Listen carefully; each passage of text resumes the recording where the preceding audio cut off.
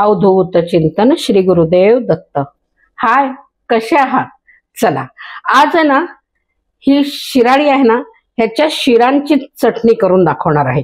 तर चला आपण लागूया तयारीला। त्याला काय काय साहित्य लागतंय ते आपण आधी बघून घेऊया। शिराळ्याची चटणी आपण करतोय तर ही शिराळी लागतात। ह्याच्यात शिरा मी काढून घेणार आहे आणि त्याला अजून चटणीला काय काय प्रकार लागणार तर त्याला लागणार आहे तीळ, हिरव्या मिरच्या, थोडं आपल्याला लागेल ओलं खोबरं, दही लागणार आहे, मीठ आणि थोडं जिरं। तर चला आता मी ह्याच्या शिरा आधी काढून घेते। तर या शिरा आहेत ना, या अशा पद्धतीने आपल्याला या शिरावरच्या काढून घ्यायच्या, म्हणजे त्याचं साल जे आहे ते जरा निघालं पाहिजे व्यवस्थित। आणि मग ह्याचंच आपल्याला छान चटणी बनवायची आहे। चटणी फार सुंदर बनते, अगदी म्हणतात ना टेस्टी बनते अगदी। आता ह्याला ना आपल्याला जरा असं बारीक बारीक चिरून घ्यायचंय।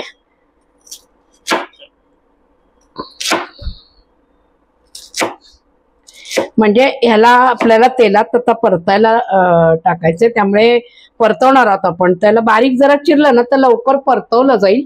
आणि आता त्याला लागणार आहेत ते मिरच्या, त्याही जरा चिरून घ्यायच्या।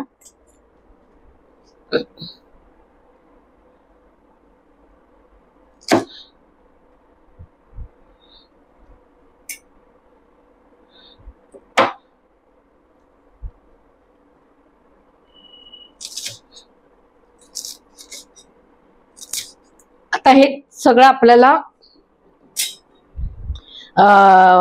परतायचंय तेल घालून।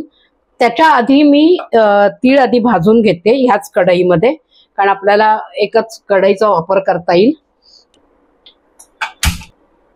हा, तर गॅस आपल्याला बारीक ठेवायचा, कारण तीळ भाजताना ना ते मग उडायला लागतात खूप, आणि मंद आचेवरच तीळ भाजले ना की चांगले भाजलेही जातात।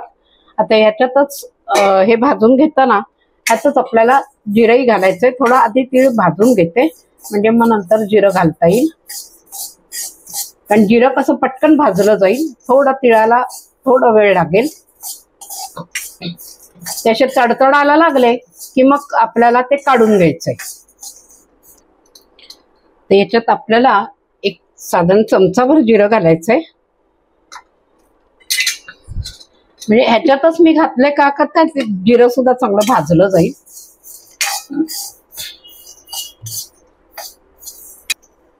चला बघा, हे आता जिरं, आपलं जिरं आणि तीळ दोन्ही चांगले भाजले गेलेत।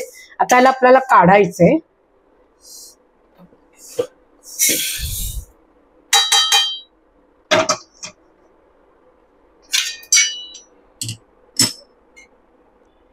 यात घालणार आहोत आपण आता तेल।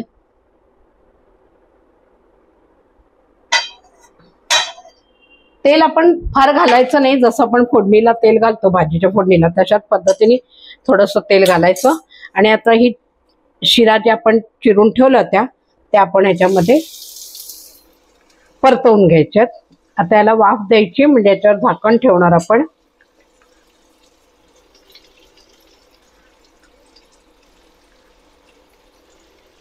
आणि हे ओलं खोबरं आहे हे पण घालायचं। त्याच्यातच मीठ घालायचं। मीठ साधारण एक चमचाभर घालते, नंतर लागलं तर घालता येईल, पण जास्त नाही घालायचं, मग खारट होईल उगाचच। पुन्हा घालता येईल। आता याला मंद आचेवरती झाकण घालायचं आणि परतवून घ्यायचं, म्हणजे ही शिरा आहेत ना या व्यवस्थित शिजल्या गेल्या पाहिजेत, कच्च्या राहता कामाच्या नाही।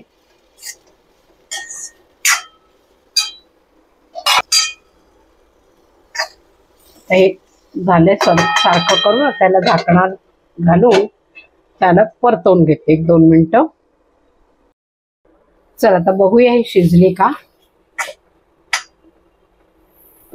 थोडी अजून आपल्याला याला वाफ द्यायची। आता ह्याच्यामध्ये मी थोडीशी घालणार आहे की हळदही घालून घ्यायची।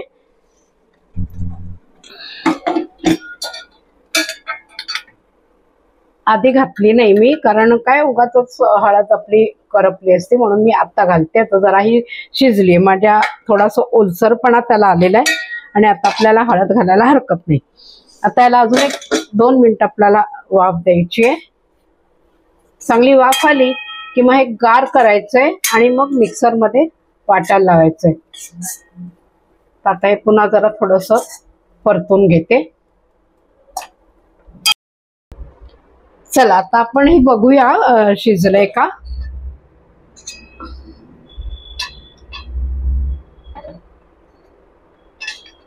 चांगलं आता हे असं तुटतंय म्हणजे व्यवस्थित आता शिजलेलं आहे.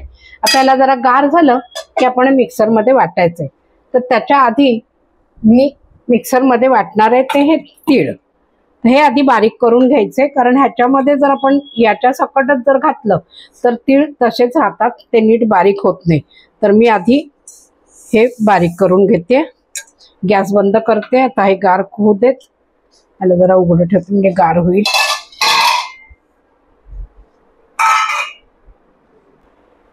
हा, मगाशी ना मी शिराळी ती शिजवायला घेतली होती तेव्हा त्याच्यात थोडं मीठ घातलं होतं. आता हे मी तीळ वाटते तर ह्याच्यातही थोडंसं मीठ आपल्याला घालून घ्यायचंय. तर 1 पाव चमचा घातलंय. आता याला मी बारीक करून घेते.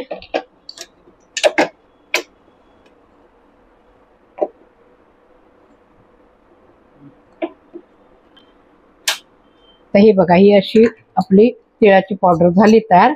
आता हे आपल्याला गार झालेले, तर हे पण आपल्याला त्याच्यात घालून घ्यायचंय. थोडीशी कढई गरम आहे.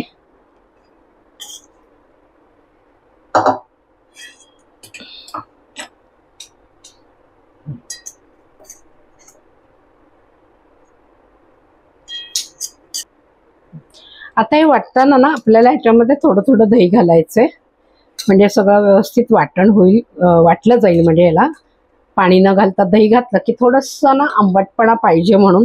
ह्याच्यामध्ये दही जर तुमच्याकडे नसेल तर तुम्ही दह्याच्या ऐवजी लिंबाचाही वापर करू शकता. तर मी आता ह्याच्यात दही घातलेलं आहे. ह्याला तर आपल्याला बारीक वाटून घ्यायचंय. आणि तीळ अशासाठी वापरायचं की तीळ घातलं की तिळाला ना जे खमंगपणा असतो, तर तिळाने ही चटणी खूप मस्त आणि टेस्टी बनते. खमंगपणा त्याला येतो आणि त्यामुळे तिळाचा वापर नक्की करावा.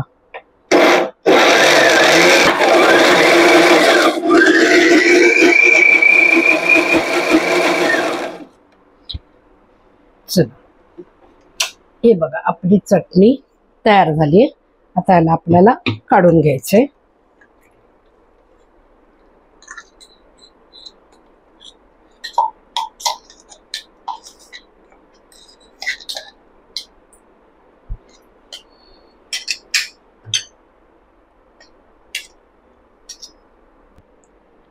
चला बघा, या पद्धतीने आपली ही चटणी तयार झालेली आहे आणि ही खूप छान लागते.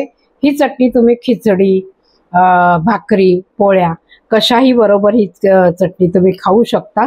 खूप मस्त लागते. अगदी ज्या वेळेला भाजी नसेल तर अशा वेळेला तुम्ही ह्याची चटणी करून खाल्ली तरी छान लागते.